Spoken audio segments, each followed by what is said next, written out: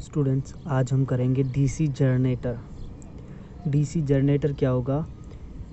Mostly तो हमारा AC generator के सेम ही होगा। हमारा सिर्फ एक डिफरेंस है कि हमारे एसी जनरेटर के अंदर डायरेक्शन ऑफ करंट चेंज होती है और हमारे डीसी जनरेटर के अंदर डायरेक्शन सेम रहेगी। तो हमारा प्रिंसिपल क्या होगा? First, the principle of working of DC generator is based on electromagnetic induction. हमारा एसी जनरेटर भी इलेक्ट्रोमैग्नेटिक इंडक्शन पे वर्क करता था और हमारा डीसी जनरेटर भी इलेक्ट्रोमैग्नेटिक इंडक्शन पर ही वर्क करेगा। इलेक्ट्रोमैग्नेटिक इंडक्शन क्या है कि जब एक मैग्नेट के अंदर कंडक्टिंग वायर को, मैग्नेटिक फील्ड के अंदर कंडक्टिंग वायर को बहुत स्पीड के साथ मूव कराया जाए across the magnetic field lines, तो उसके अंदर इलेक्ट्रिक करंट प्रोड्यूस हो जाएगा। Now the construction is DC generator is consist of 4 components. 4 component होंगे। फर्स्ट होगा हमारा field magnet. Field magnet NS is a permanent magnet. Field magnet क्या होगा? हमारा मैग्नेट होगी नॉर्थ पोल और साउथ पोल के अंदर जो एक स्ट्रॉन्ग मैग्नेट प्रोड्यूस करेगी। आर्मेचर क्या होगा? Armature is a coil having a large number of turns. एक कॉइल होगी जिसके अंदर बहुत सारे टर्न्स, राउंड्स दिए हुए होंगे हमारे कॉपर के वायर के, और वो एक सॉफ्ट आयरन कोर होगी। और this armature PQRS is placed between magnetic field, और इस आर्मेचर को मैग्नेटिक फील्ड के बीच में रखा जाता है जो रोटेट करता है, जिसके अंदर हमारा करंट प्रोड्यूस होता है। स्प्लिट रिंग्स क्या होंगी? इस split ring is a ring cut into 2 parts. एक रिंग होती है जो 2 पार्ट में कटी हुई होती है, 2 पार्ट में डिवाइडेड होगी। R1 is connected to P and R2 is connected to S। These rings rotate with armature, और ये हमारी रिंग आर्मेचर के साथ रोटेट करती है।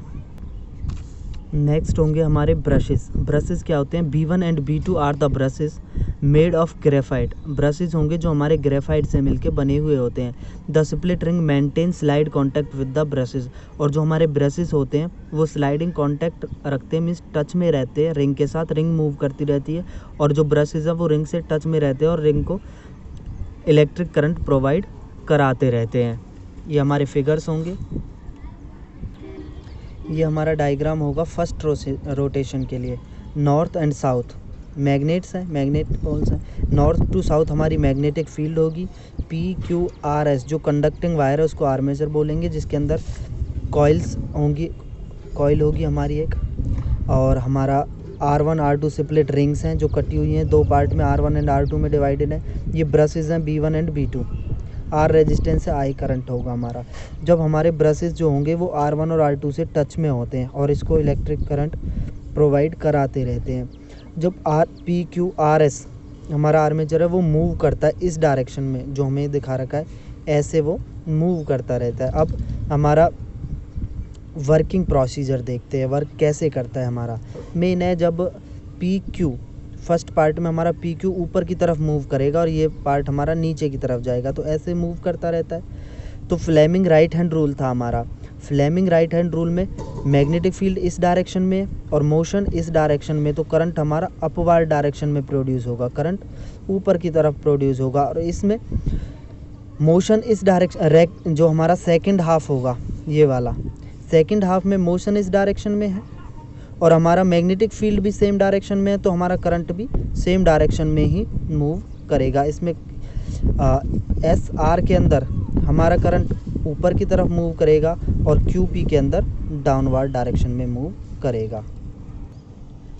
And now the next part is working, कि हमारा काम कैसे करेगा DC generator. First we will understand the direction of current in 2 parts. First is in figure 1 shows the armature rotating in clockwise direction। जो armature था हमारा clockwise direction में move कर रहा है। ड्यूरिंग फर्स्ट हाफ रोटेशन, जब वो आधा रोटेट करता है उस टाइम में PQ ऊपर की तरफ मूव करेगा और RS नीचे की तरफ। तो फ्लेमिंग राइट हैंड रूल के अकॉर्डिंग हमारा जो करंट फ्लो करेगा वो राइट टू लेफ्ट होगा। And during second half rotation RS moving upward and QP moving downward. The Fleming right hand rule, the current flows from right to left.